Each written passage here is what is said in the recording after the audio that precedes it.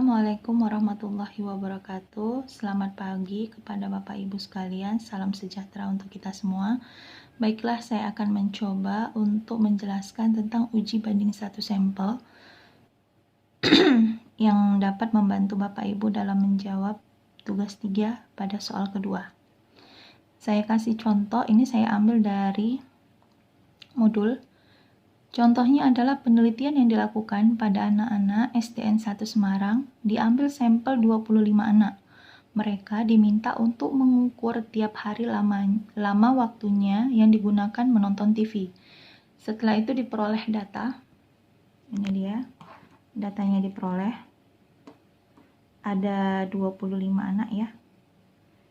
Masing-masing ini dalam waktu tiap jamnya. Penelitian ini bertujuan untuk mengetahui apakah anak-anak sekarang membutuhkan waktu menonton TV mencapai 3,1 jam per hari. Oke.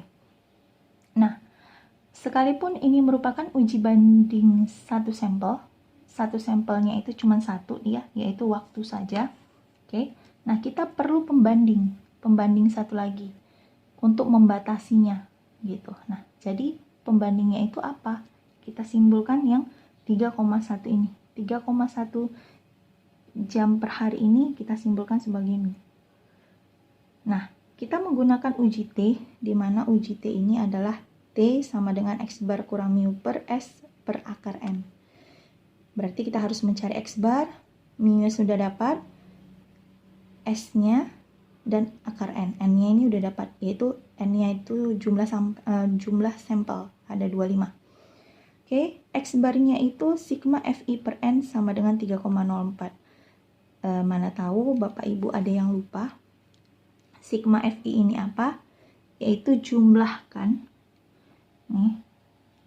Jumlahkan 2,3 tambah 3,7 tambah 3,5 sampai 2,7 dibagi berapa jumlah anak? Jumlah anak 25. Maka dapatlah dia 3,04. Sekarang kita mau mencari S. Di sini kan S, sedangkan di sini S2, S pangkat 2. Gimana caranya? Nanti untuk mencari S-nya, tinggal diakarkan saja. Kita cari dulu S kuadrat, yaitu sigma XI kurang X bar pangkat 2 per N kurang 1. X ini yang mana? X-nya, XI ini merupakan data tiap anak. Jadi, saya kasih contoh ya. Ini sudah saya jabarkan. Oke, ini dia. Ini datanya. Saya berikan contoh ini S kuadratnya. Ini dia rumusnya. Rata-ratanya 3,04.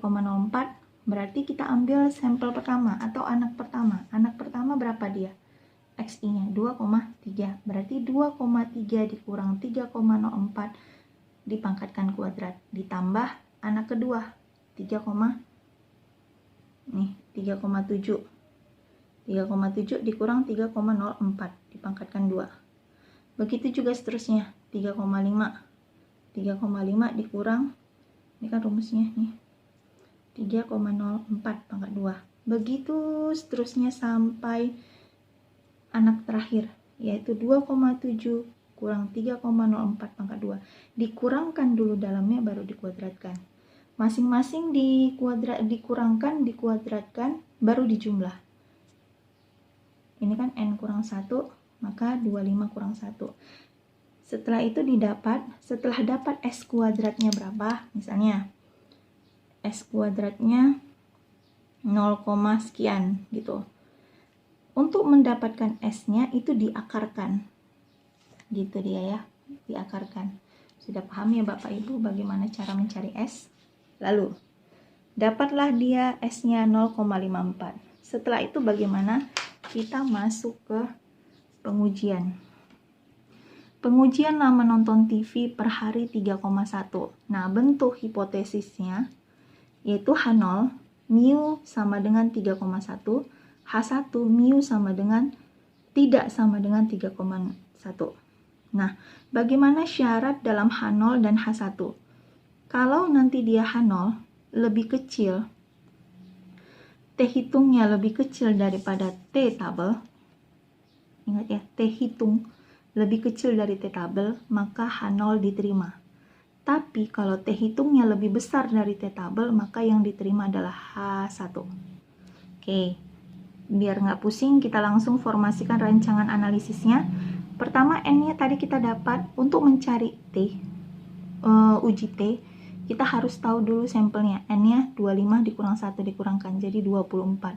Alfanya 5%. Maka untuk mencari T tabelnya, T 0,025 ini 0,025 ya. 24. 24-nya dari sampel. Setelah didapat dari distribusi T atau tabel T, didapat bahwasanya N-nya 24. Ini cara melihatnya bukan 0,025 di dalam tabel, tapi 0,975. Dapat N-nya 24, maka 2,06. Oke. Kalau dia T hitung menggunakan rumus yang tadi, X bar kurang mu per S per akar N. Tadi kan udah dapat X barnya. Gambarkan lagi ya. Tadi gimana? X barnya berapa? X barnya tadi 3,04, mu-nya 3,1, S-nya kan 0,54 per akar 25.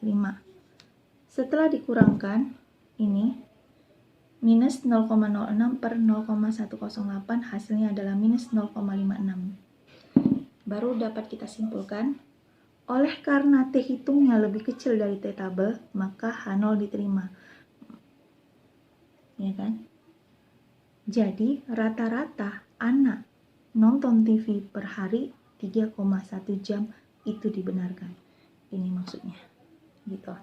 Jadi kalau misalnya ini kan tentang nilai KKM. Nilai KKM itu batasnya gimana? Kalau nilai KKM itu di bawah dari KKM, misalnya saya buatlah misalnya nilai KKM-nya 65. Kalau misalnya nilai KKM-nya di bawah 65 atau tidak sampai 65, maka dia tidak mencapai KKM. Tapi kalau 65, mulai dari 65 ke atas, berarti dia mencapai nilai KKM. Berarti ini tidak seperti ini. Tapi mu lebih kecil dari 65, H0-nya, H1-nya mu lebih besar dari 65. Oke. Cukup sekian Bapak Ibu, semoga apa yang saya jelaskan ini bermanfaat kepada Bapak Ibu dalam menyelesaikan tugas 3. Apabila ada salah kata, apabila ada yang silap, saya minta maaf duluan ya. Oke, selamat pagi kepada Bapak Ibu sekalian. Wassalamualaikum warahmatullahi wabarakatuh.